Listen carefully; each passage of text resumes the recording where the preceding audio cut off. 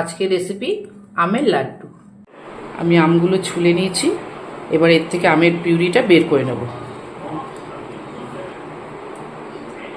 আমের পিউরিটা বের করা হয়ে গেছে, এবার মিক্সিতে দিয়ে দেবো।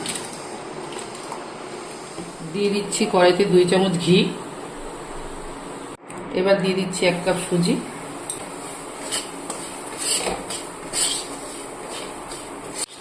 সুজিটা ভাজা হয়ে গেছে, এবার আমি তুলে নিচ্ছি।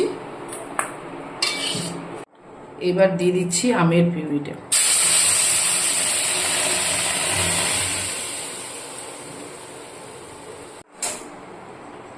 আমটা ফুটে গেছে, এবার দিয়ে দিচ্ছি 1 বাটি চিনি। চিনি দিয়ে ভালো করে ফুটিয়ে নেব।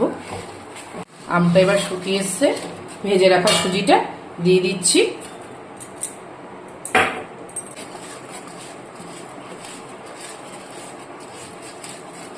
এবার দিয়ে দিচ্ছি কটা মৌরি, 2 চামচ গুঁড়ো দুধ।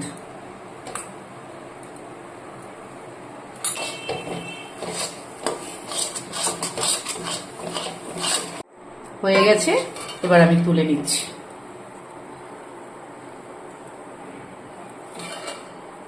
হাতে ঘি মেখে নিয়েছি, এবার গোল গোল লাড্ডুর মতো করে নেব।